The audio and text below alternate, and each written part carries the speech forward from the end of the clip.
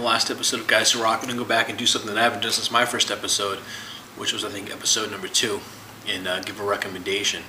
Hopefully, I'm going to try to remember to do this in every single one of my episodes, because I think it's a good idea. It's always good to introduce people to things that you like and remind people about some things they've kind of forgotten about. And this week, my reminder is Freaks and Geeks. If you haven't seen Freaks and Geeks, I implore you, please find this, rent it, buy it. It's only like $40 for the entire season, the only season that it was on the air for. And it's classic television right here. 17 episodes, filled with fantastic music. I mean, how many of the primetime shows had a kid as one of the main characters who played drums, wore Rush t-shirts in almost every episode, if you should him drumming along to Rush music? I mean, that alone for me is like 9.5 stars as far as a television show is concerned. Never mind the fact that, like, one of the very last episodes, they had a bunch of Black Flag in it as well.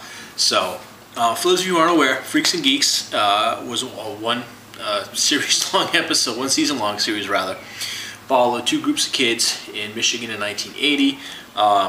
The Freaks, basically the burnouts, the stoners, the people who kind of hung out and smoked in between classes, and the Geeks, the kids who commonly got beat up by the Freaks. And basically the entire series revolves around a brother and sister, Sam and Lindsay, and how they're incredibly different yet incredibly the same. So it's a fantastic show. A lot of great actors and actresses in it that have gone on to much more stuff. James Franco, Linda Cardellini, Jason Segel, The Man, Seth Rogen. And of course, Freaks and Geeks was written by Judd Apatow, also directed by Judd, a lot of episodes along with Paul Feig. Those guys are famous for a couple of other movies you may have heard of, like, well, I don't know, Superbad, 40-Year-Old Virgin, Anchorman. So obviously they know this stuff. They actually did another TV series right after Freaks and Geeks called Undeclared, which was kind of like the same thing but set more current day in college.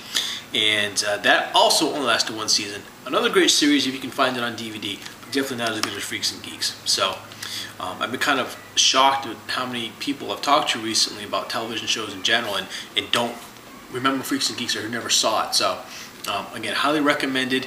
If you can find it on DVD, please pick it up. Great series, Freaks and Geeks. You won't be disappointed.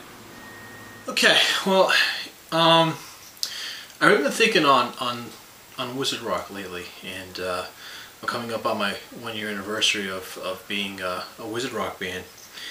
And as much as I love it and the fun that I have doing rock, I come to the conclusion that it's time for me to sell out. Basically, I mean, I've got a mortgage, got 2 kids, one of whom is in daycare and still in diapers because he refuses to learn how to use the potty, and car payments. And so I decided that, Wizard Rock isn't really going to make me much money, so it's time to start whoring myself. And to that end, I've actually developed a new style of music in which I can make money, hopefully, and get a lot of free stuff. I call it corporate rock, or C-rock for short. If you want to, maybe go even, shorter than that, it's not like rock, Wizard Rock, W rock, rock. You can make the W silent, unless you're a creature from Potter Noise and you call it Wo rock. So with C rock, you really can't make the C silent, but if you kind of mush it together, you get croc, essentially, So, what I'd like to do for you right now is play you a bunch of croc. And, I was thinking, really cool thing to do, like, when somebody plays a corporate rock song, where it's done, you go, "What a bunch of croc!" Or, "What a really big croc! Yeah!" I mean, this is awesome. See, I'm actually calling this on the spot. This is great. We've got a whole new movement happening here. Can you feel it? It's historic. You're watching it for the first time on YouTube, and you're gonna remember this day. You're gonna say, "This is the first time I heard a bunch of croc on YouTube." It's awesome, isn't it? It's a great feeling. So, with that being said, here's the very first corporate rock song that I've written. I'm sure there'll be plenty more, especially once the royalty checks start coming in.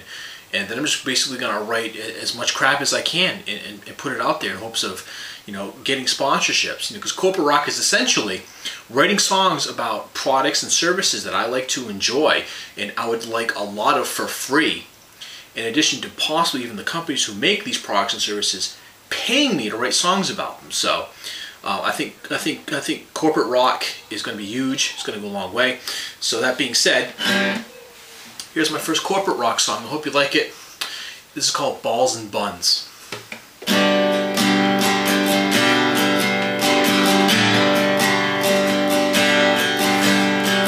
When I drive by you and I see your sign so high, I think of all the really great stuff that I wanna buy. The day your catalog comes in, it's like a holiday. I'll take it with me when I have to go to the bathroom, and for hours I'll stay, 'cause your furniture is so perfect and so easy to assemble. The instructions are so clear, the pictures to resemble, and walking through the store I see everything I desire. Although your layout's kind of a death trap if there ever was a fire. And when my order pad is full and I've written down each one, we finally get to the cafeteria, and then it's time for lunch. And your meatballs, oh baby, I love your balls. Oh IKEA, your Swedish meatballs.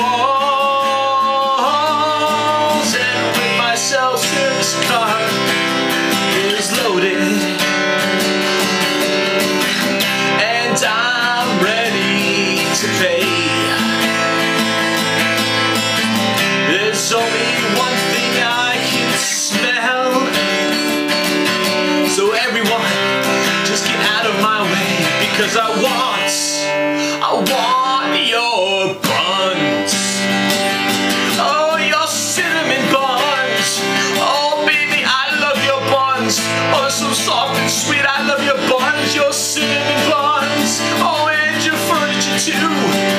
And those 50-cent mugs you sell in the catalogs in the stores at the end of the checkout line. You know, the ones that have the little thing in the buns. When you put them in the dishwasher, you don't get that big old puddle of water in the bottom of the mug. Because, you know, sometimes you take them out of the dishwasher, you get that puddle of water is in the bottom of the mug, and then you pull the mug out and the water splashes everywhere and it gets all over your pants, and it makes you all mad and you hate mugs and you really hate your dishwasher. But now all those mugs from IKEA, baby.